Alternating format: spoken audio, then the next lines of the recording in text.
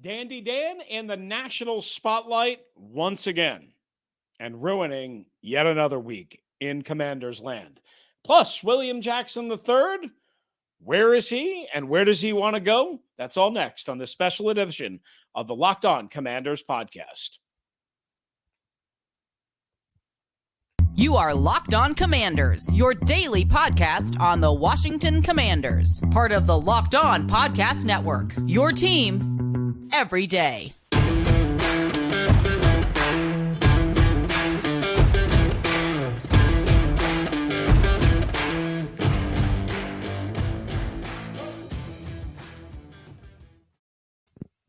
All right, Commanders fans, welcome aboard one and all. Good to have you with us on the Locked On Commanders podcast. We are part of the Locked On Podcast Network, your team every day. We're a daily podcast covering the Washington Commanders, free and available on all platforms, and we thank you for making us your first listen and view of the day. Check out the new WUSA 9 Plus app. It's available on your Roku or Amazon Fire TV stick. David Harrison, my normal partner, is in Chicago covering the Commanders for Sports Illustrated's Fan Nation and Commanders Country. And also the Locked On Commanders podcast. Now, depending on when you are listening to this, make sure you check out David's post-game episode of LOC from Soldier Field in Chicago, whether it's Friday, whether it's Saturday, whatever day. Make sure you check that out because he made the trip and he's there, and we want you to watch that. Meanwhile, I'm merely Chris Russell. I don't get to go anywhere anymore. It's okay. I'm fine with that. One half of the Russell and Medhurst show on the Team 980. Find me and Pete Monday through Friday from 9 a.m. to noon Eastern time or anytime, along with this show on the always free Audacy app. When we're not here or there, check us out on Twitter at DHarrison82 for David, me at WrestleMania621, and the show at LO Commanders. This particular special episode of the Locked On Commanders podcast is brought to you by our friends at LinkedIn. That's right, LinkedIn. Yes, these days, every new potential hire can feel like a high-stakes wager for your small business. You want to be 100% certain that you have access to the best qualified candidates available. Maybe Ron Rivera could use LinkedIn to fill all the jobs open in his organization because, as we know, they kind of stink and they need help. That's why that's right, while you're not Ron Rivera, why you have to check out LinkedIn Jobs. LinkedIn Jobs helps you find the right people for your team faster and for free.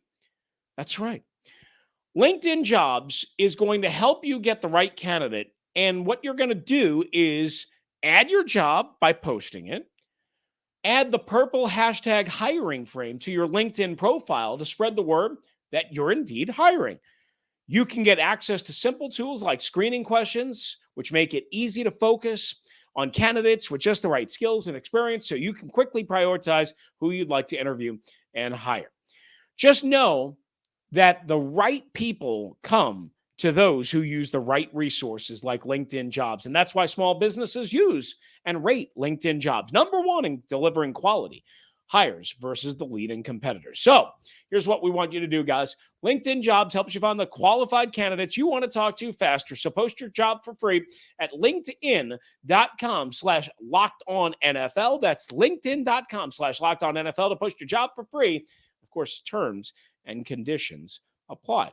All right, so here we go with the special episode. We're going to get to William Jackson III and what he wants to do next and what will probably happen to him sooner than later coming up. But first, we spend a few minutes on the mess that is Daniel Snyder. Daniel Snyder, once again in the national spotlight, once again ruining a game day, once again ruining a game week, once again ruining anything positive for the Washington Commanders, once again the sideshow story of this remarkably sad, downtrodden franchise and symbolic of everything that is wrong. Everything that is wrong. So ESPN did this exhaustive, crazy long. I don't even know how many words, guys. Research piece and investigative piece from Don Van Atta Jr., Seth Wickersham, and Tisha Thompson. Others contributed to it as well. It starts just the lead salvo, Dan Snyder, with a cocktail in hand, sometimes pacing his yacht, sometimes his $48 million Virginia estate, telling members of his inner circle, and he's got plenty of them. He's got plenty of yes men, plenty of henchmen, as I like to call them, about the dirt. That's right, dirt that he's accumulated on fellow owners, coaches, executives, even his own employees. Boy, I wonder what he knew about me when I was working for him. Ooh, all the stuff that he's learned from sources, and including private investigative firms, which his lawyer has said don't exist. There have been no shadow investigations. There had been no alternative methods to Dan finding out anything other than who leaked the Jeffrey Epstein rumors way back when. So Dan Snyder is painted as this picture of making veiled threats, telling people stuff, and then not telling people stuff. And somebody, or many, got to ESPN. Who? I don't know. But he apparently recently told a close associate, according to the story, that he could, quote, blow up several NFL owners, end quote. The league office, and even Roger Goodell, the commissioner of the NFL. Quote, they can't bleep with me, end quote, Dan Snyder said. The bleep is the F word. I think you know what that means. Dan Snyder also recently told an associate, according to the story, quote, the NFL is a mafia, end quote. Quote, all the owners hate each other, end quote. To which a unnamed owner, according to ESPN, said, quote, that's not true. All the owners hate Dan. All the owners hate Dan, end quote. That would seem to indicate that Jerry Jones doesn't like Dan anymore. If that statement is true, we don't know. Dan, Jerry, Jason Wright, Tanya took an awkward family picture in Dallas a week and a half ago. Remember, we talked about that. Made a big deal out of it. Well, apparently, and as I've told you, Dan Snyder and Jerry Jones, longtime confidants, longtime friends. Even the caption on the Commander's site said, longtime rivals and friends, 24 years or whatever it said. They've both been longtime failures when it comes to postseason success. That's what they've been longtime failures as. I can guarantee you that. But remember, everyone that is friends, everyone that is close to Dan, I shouldn't say everyone, most, almost overwhelmingly all, and I know a lot of them, always wind up on the other side of the fence from Dan, on the other side of the aisle. You don't stay friends with Dan unless you consistently bow down at his feet. And a lot of people aren't willing to do that. And a lot of people eventually get tired of sucking that up. And I know, again, a lot of them, and a lot of them that have. So this story goes on to basically say about Dan Snyder and Jerry Jones. And again, I've said Jerry Jones, his protection of Dan is key. If Jerry turns on Dan, watch out. Apparently, Jerry Jones told Dan Snyder recently, after Dan's been running around begging him to protect him and to get the other owners off his back, that he might not be able to protect him. He might not be able to shield him. Which, if that's true, that Dan has personally and repeatedly asked Jerry for his support, and a source says that Jerry told Snyder that he might not be able to help, indicating that support for Snyder has slipped. If that's true, that could be the turning of the stone. Now, Snyder apparently, according to the story, snapped to a confidant who apparently this confidant is not such a confidant because they told ESPN a lot of things. Quote, Jerry has his own problems. Dan has to make his own defense with owners. And the Cowboys spokesman declined to comment in any way, shape, and or form, and multiple times about this story, right? So if the wavering support or so it seems, of Jerry Jones is very prevalent. Maybe that could be the final nail in the coffin. We'll see. League meetings this week. Tanya Snyder going. Dan apparently can go. There will be no vote. There was never going to be a vote. That's stupid. That's not going to happen. It's not going to happen anytime soon. This type of thing takes a well-orchestrated hit. To use Dan's terminology, right? If the NFL's a mafia, it does not happen like that. It's a hit that's planned out for months. It's an attack that is planned out, coordinated, kept secret, confidential, what have you. But if Jerry has turned the corner, Dan knows he could be in a lot of trouble because Jerry is more powerful than anyone, more powerful than Bob Kraft, more powerful than Roger Goodell, more powerful than the Maras, more powerful than the Rooneys, more powerful than Stan Kroenke. If Jerry doesn't have your back, then you could be in some real legitimate trouble. Now, there are so many other parts of this. They talk about the horrible stadium situation, both at FedEx Field and not being able to find a new stadium.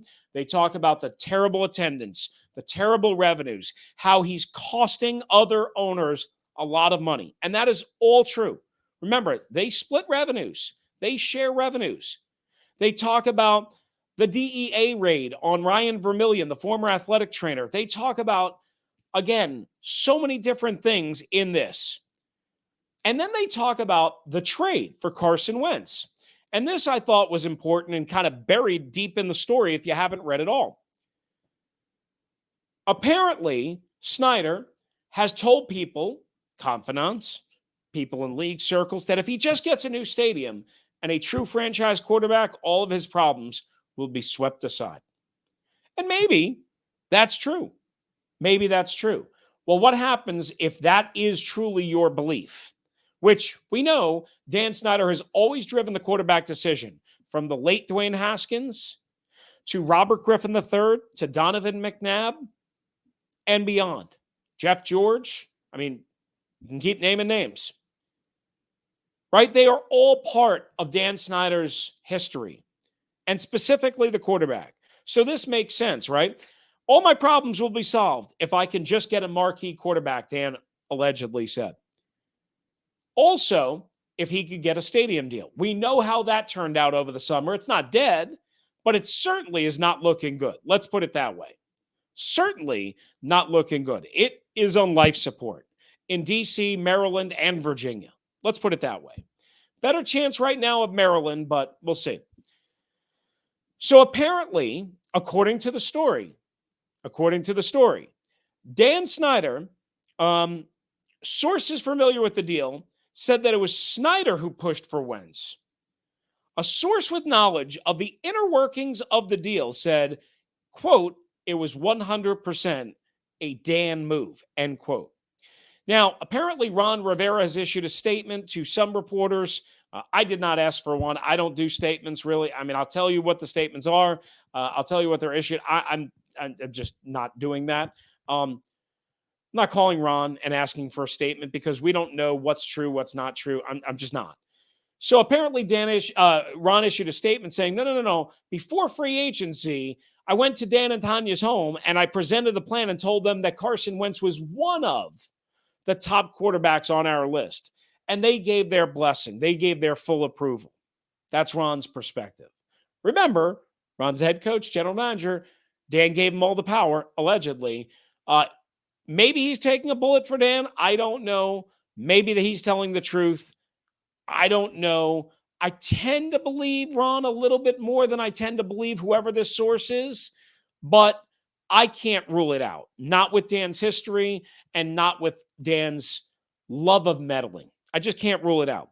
So those were the most interesting parts of this story. Again, Dan allegedly meddling in the Carson Wentz situation, allegedly, and Jerry Jones and Dan apparently not on the same page, along with Dan making threats against everyone. Now, the team called the allegations simply ridiculous and utterly false.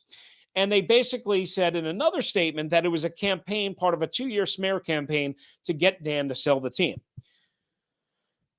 I would counter that by saying, wait a second, the first couple of pages of the story is all aimed at showing that Dan has ammunition, that Dan has the goods, that Dan is ready for a fight, that Dan is ready for war, that Dan has been loading up his artillery, just waiting to blow somebody away, whoever gets in his path. It was not aimed,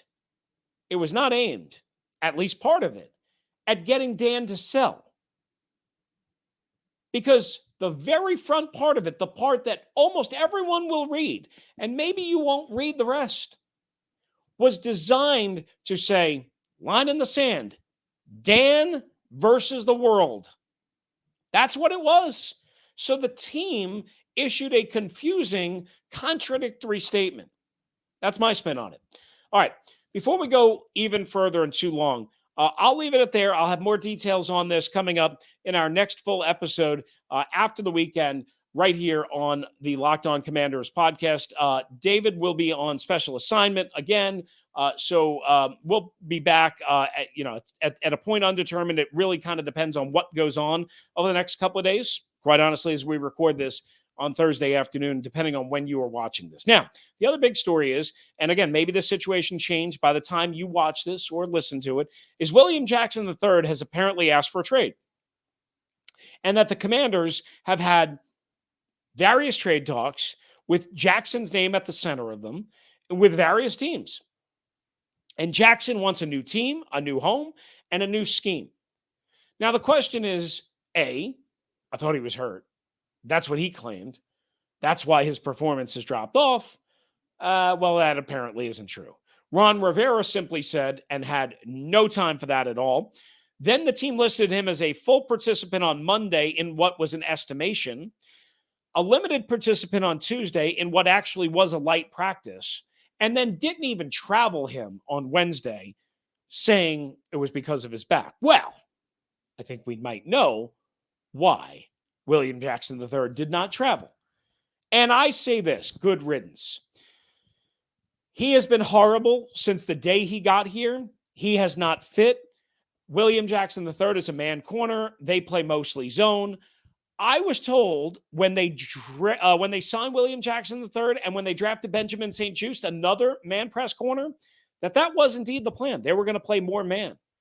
Jack Del Rio, largely a cover, a zone, a cover three coordinator. Ron Rivera has always been more zone than man-to-man. But they thought they could play more man-to-man with a pass rush, jam the line of scrimmage, play it tight, get off, get in receivers' faces, become basically a suffocating blanket, lights-out defense. Well, that never happened because the pass rush stunk. Nobody performed in coordinated methodology. And we all know what happened last year, and it hasn't gotten that much better this year. It's been better at times, but not that much better, quite honestly, over the last year and a half. So William Jackson III very much appears to have played his final game with the Commanders. I can't imagine he plays next Sunday against the Green Bay Packers. Maybe he does, maybe he doesn't. But I would strongly say that it's unlikely. The trade deadline coming up at the beginning of November. Looks like they might get it done before that. The dead money hit on William Jackson III is going to be something to watch out for. I'll have that for you on the next episode because I got to do some research on the contract that I simply haven't had time to do just yet.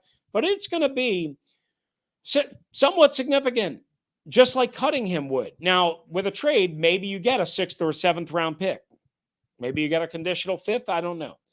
Whereas if you just cut him, you wouldn't get anything.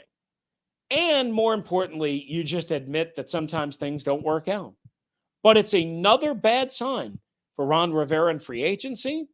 It's another bad sign that this team wasn't on the same page, that there are different messages, that there are different philosophies, that there are different decisions being made at different times by different people, and that nobody sticks to quite anything. And they change their mind one day to the next, 1 week to the next, 1 month to the next, 1 year to the next. And there seems to be no rhythm, no plan, no agenda. There seems to be no one unified way of doing things. And maybe that's just a byproduct of working for Dan Snyder in a crazy, chaotic dysfunctional, turmoil-filled franchise? Maybe. I don't know. But it sure is interesting if you sit down and think about it. And I'm going to try. Actually, I put together a temporary list. I just want to make sure I do the right research to make sure that I have my facts straight to further illustrate these points that I'm making about seemingly nobody on the same page. All right, so listen, there's more details to come on both of those stories. We'll be tracking it for you again. This was a special episode. We were supposed to do it a little bit shorter, but we did it this way. It's just impossible to get in everything, and I'd rather have a little bit more context than not. But first, we tell you about our friends at BetOnline and betonline.net. Of course, they are your number one source for all the football betting this season, both the NFL and college football. Find out all the latest player developments, team matchups, news, podcasts, and in-depth articles. They have the early NFL lines, which they release on Sunday night, I should say, even before the current NFL week is out. All the college football spreads, over-unders, everything you need, totals, everything you need to get your betting action in. At BetOnline, up-to-the-minute scores, live in-game betting, whatever you want to do, whether you're a novice or an experienced gambler, and whatever sport. Don't forget, the baseball playoffs are going on, hockey's back, NBA is about to return. You got all sorts of action going on. So head to betonline.net and use your mobile device, should say, betonline.net, or use your mobile device and find out more and find out where the game starts at BetOnline, where I go for all of my betting action and where you should go. All right, guys, that is going to do it for this particular episode of the Locked On Commanders podcast. A special episode at that, a little bit longer, again, like I mentioned, than ideal, but that's okay. We'll take you into the weekend. Again, don't forget to check out David's post-game episode wherever you get your podcast, watch, listen, wherever it might be. He's at Soldier Field in Chicago doing the hard work. Please make sure you check out that. This is just an extra edition because of the enormity of the news that we had. But thank you for making the Locked On Commanders podcast your first listen and view of the day. Now make your second listen and view the Locked On NFL podcast. Our national NFL experts and insiders keep fans dialed in with the biggest stories and the latest news from all around the league as the NFL marches on. If you want to hop in, 301-615-3577, 301-615-3577. For David Harrison, who, again, is covering the Washington Commanders for Commander Country, SI.com's Fan Nation. Don't forget to check out the post-game episode from Chicago, even if it's over the weekend. I'm Chris Russell, one half of the Russell and Medhurst Show on the Team 980 with Pete Medhurst. If you're out and about, please be safe, be kind to one another, and thank you for joining us right here on the Locked On Commanders podcast.